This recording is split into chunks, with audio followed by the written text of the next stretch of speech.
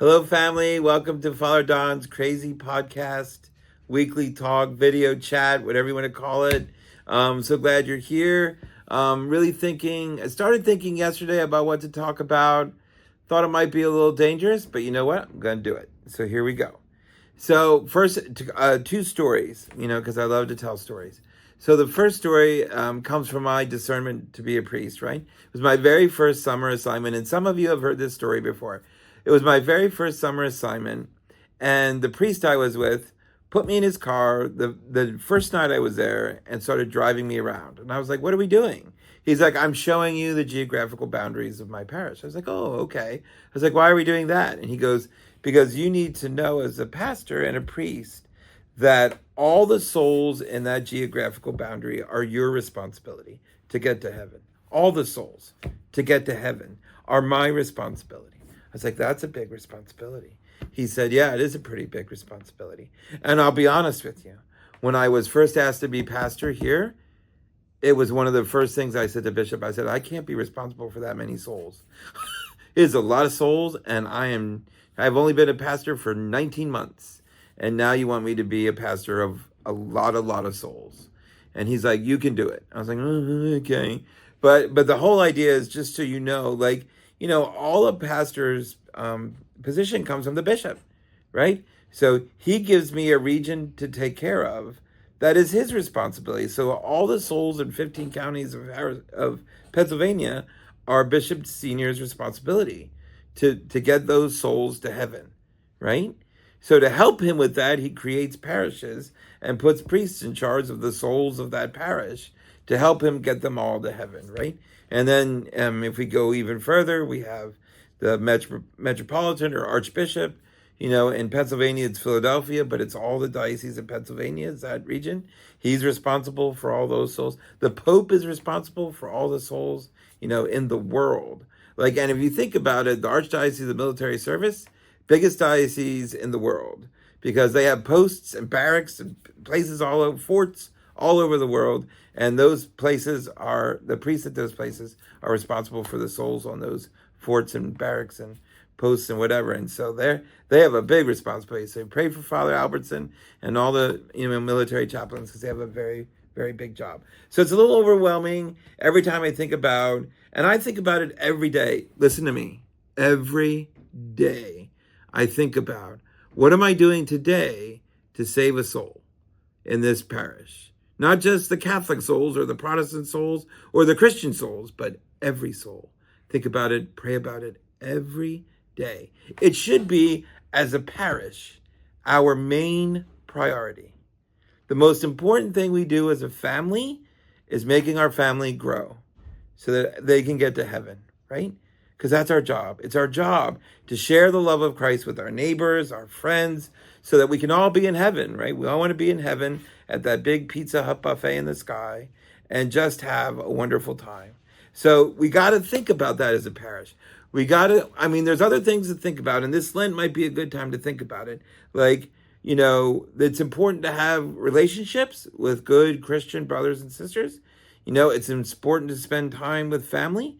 It's important to spend time serving the church, ushers or volunteers, set up all that stuff. That's important too. But our main priority, our main mission never changes.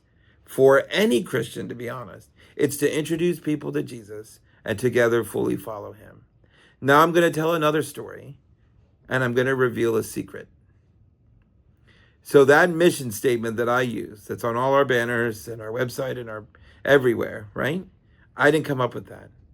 I really stole it from another church that's not Catholic, right? I stole it from LCBC Church in Mannheim. I'll be up front right now. That's where I got that mission statement from, because it's their mission statement. And let me tell you the story of how that mission statement came to be the heart of what LCBC Church is all about. So 25, 30 years ago, their pastor walked into the elders of the church and said, this is our mission for the church. If you're not interested in that, get out. Because this is what we're doing. We're changing lives for Christ. We're introducing people to Jesus. and together fully following him. And the way we're going to do that is we're going to focus on the nons, the non-believers, the non-Catholics, non-Christians, the non-whatever, the ones who don't believe anything, right? We're going to create an environment that pulls them in, gets them to build a relationship with Jesus, and then expand that to others. That's our mission. If this elder board doesn't agree with that or doesn't think that's what we should be doing, then you need to leave. He did the same thing to the congregation itself. He said, look, congregation, this is what we need to be about. This is what our church needs to be about, and this needs to be what we're doing. And I can tell you, 25 years later, 20,000 members, 16 satellite churches that all fall under the umbrella of LCPC Church. They're doing it. They're doing it, and they're kicking our butt doing it, right? And so we as a church need to start thinking about what are we doing to grow our tree? What are we doing to bear our fruit? Last Sunday's gospel, right? We need to start thinking about that. Are we too busy with the plank in our own eye and the plank in our brother's eye to worry about what we're doing with our tree, with our church family? Because we need to be producing fruit. And fruit is bringing people into the church to grow our church and grow our family so that they can get to heaven. It's about souls getting to heaven, and that's what we need to be about. We're so busy with that plank in our own eye or that plank in someone else's eye that we're forgetting about what the true purpose of church is, to introduce people to Jesus and together fully follow him by gathering, connecting, serving, and go out. That's how we fully follow him, right? That purpose statement of the church. So family, I'm not going to tell you to leave the church if you don't want to do those things, because this is the Catholic Church. We have the fullness of the faith. We have the Eucharist. We have things that we can help you grow in your faith, give you strength in your faith, right? Besides the Eucharist, we have so many ministries to get involved with to help us build a culture that wants to go out and grow our church, right? We have Women's Fellowship, Batman is You, Knights of Columbus, Senior Life Committee. I mean, I could go on and on. Little Saints. We have tons of, those things. We have, for prayer, we have the Adoration Chapel. We have Rosary Night on Tuesdays. We have many different ways to pray. So, help yourself wrap your head around what church is all about and why we do church, so that we can grow our family, we can save the souls in our geographical region and get everyone to heaven, or get as many people as we can to heaven. Because we all want to sit around that Pizza Hut buffet in heaven and have Dairy Queen ice cream afterwards. At least that's what my heaven looks like. I don't know what yours looks like. But anyway, church, please help us with that as best you can. I love you. I know we can do it. St. Patrick's is a phenomenal church full of charismatic, excited people. And so I know we can pull it off and show people how beautiful our church is, how beautiful our faith is, and how beautiful Christ is, so that we can all get to heaven together. And the church said, amen. Ooh, I almost said the other A word. We're not allowed to say that during Lent. So anyway, there's a lot of things going on in the parish. Let me just run through a few. First and foremost, the school gala is coming close up. So if you haven't gotten your tickets, please get your tickets. It's going to be a party night. It's going to be a great night for the school. Please get them now, because we're a week away, a little over a week away.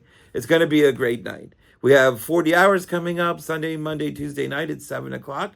We'll have adoration all day long in the Marsh Drive Church. Please join us for that. Father Matthew Morelli is the speaker. If you've been here a while, you know he was here as a seminarian for the summer. Great guy, good sense of humor. And so please come out for that. We have St. Patrick's feast day Sunday night. We'll have solemn vespers in the Marsh Drive Church with a reception afterwards. So please join us for that. Knights of Columbus spaghetti dinner's coming up March 22nd. Please join us for that. Just a lot going on. School play is coming up. That's a little far off, but it's Mary Poppins Jr. It's going to be really good. So please join us for that. Lots going on in the church. Lots of ways to grow as a community to get the strength to go out there and save souls. Thank you very much, and have a great week. So that we show our support and our presence to the youth in our community, and they can see that St. Patrick's is a place that welcomes youth and invites them in, not just on Sunday nights, but in everything we do, and has many opportunities for them. So I'd love to see youth group expand into that. Right now, to be honest, it's Sunday nights and an occasional field trip, like we've we've had paintballing where you shoot at each other, things, and laser tag nights, right, and stuff like that. So, we're trying to build a community that will reach out to the community, which is, kind of a goal for the church, right? Gather, connect, serve, and go out. And we want to youth group to honestly be the center of that. And so junior youth group, which is 6th, 7th, and 8th grade, they do kind of the same things youth group does on a monthly basis rather than a weekly basis. And so same pillars, right? Same activities. It's just on a monthly basis rather than a weekly like youth group. And so, like, again, youth group, I know, and we're not alone. A lot of churches are struggling with kids coming to youth group because their schedules are so crazy. So that's why I'm taking the time in this video, because it isn't kids who are drawn to youth group. It's their parents who have to drive them, right? It's the parents' decision on whether that kid gets to go to youth group or not, because you're the one driving them. Even if that kid says, hey, I want to go to youth group, if you can't drive them or you're not willing to take them, they're not going to get there. And so it's the parents who I need, really the big support of youth group in our parish, in our church, so that we can get more kids there. Because the honest truth is, we have over 500 teenagers in our church from the ages of 14 to 18, over 500. Where are they? What are they doing? How can we get them to come to youth group when we have about 15 to 20 coming every Sunday, where we definitely really want that number to increase? How do we do that, right? It's by personal contact. It's by parents saying, hey, let me take you to youth group tonight. You want to try it out? Like, I'll drop you off and pick you up, and things like that. So I want to encourage you to come to youth group. It is a really great time. We have a phenomenal core team that helps out with it. Their hearts are truly passionate about the youth and building relationships with them and helping them grow in their faith. I'm so proud of our core volunteers that help out with youth group. They're an amazing group of people whose faith is super strong and have a super heart for the youth. So again, I can't talk enough about them and their involvement in youth group. So please, if you're a teen listening to this video, amazing that you're listening to this video. But if you're a parent of a teen listening to this video, or you're the grandparent of a teen listening to this video, like, encourage them to come to youth group and see what it's all about. It's not as bad as they think it is. It's actually pretty great. So please try out youth group, or invite, encourage someone to come, or invite someone to come to youth group, because it is a great space. And we work really hard to make it something that's impactful and meaningful. And so I thank you very much for listening to that. I really hope you take it to heart and pray about it, and we can change the youth of our community through youth group and their participation in our church. So that's all I'm going to say about that. Now it's announcement time. Pay attention. There's a lot of stuff going on right now. There's a lot of stuff going on. So this bulletin, this coming up Sunday, man, it's one you're going to want to scoop up, because it's a 12-page bulletin. I don't know if you've noticed that, but once a month we do a super duper bulletin. This is one of them. It's got everything you need. I mean, it's like a keeper, hanging on the fridge, keep it on the kitchen island, whatever, and just have it there for the whole month of March, because there's a lot going on and it's all in that bulletin. So please grab one this weekend and take it home and kind of keep it with you the whole month of March. Just some big events that are coming up to remember. Ash Wednesdays is coming Wednesday. We have 4 masses at St. Patrick's. Guess what? The mass times are in that big bulletin. Look there. We have a Lenten penance service at our parish this Sunday, 7 p.m. Marsh Drive. But there are penance services throughout Lent, across the deanery in Cumberland, Perry County. And those are all listed in the bulletin, so please check those out. Get to penance during Lent. It's a good time to go. We got 40 hours coming up, March 9, 10, 11.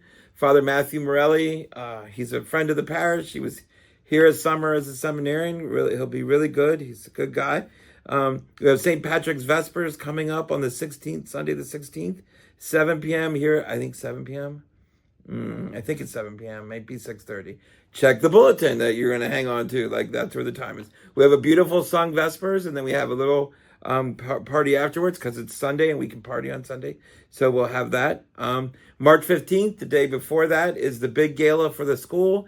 It's going to be a blowout, awesome event. You need to come. It's a huge fundraiser for the school, but it's also going to be a fun time.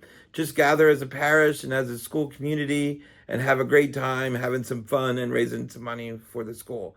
You know, fundraising is key to our school. Income like that is key to keeping us on budget and keeping us being able to do the things that we want to do at the school and to continue to make it a strong and good school because it's an awesome school. So that's March 15th, 5 p.m. Again, look in the bulletin for details for that. Soup and Scripture is back in full effect every Friday in Lent, noon in the Parish Activity Center gym. We have got some great guest speakers. Bishop Gaynor is one of them. The last two are kind of boring, Father Dozy and me, but, you know, because you listen to us every Sunday. But, you know, we'll put a fun spin on things. But some other good speakers, those noon on Fridays during Lent. So please check that out. Stations Across kicking in, 7 p.m. Shrine Church Fridays. So check those out. So a lot going on in the parish. Please check the bulletin and participate where you can and do what you can to be a great parish and a great family. I love you all. Have a great weekend. God bless.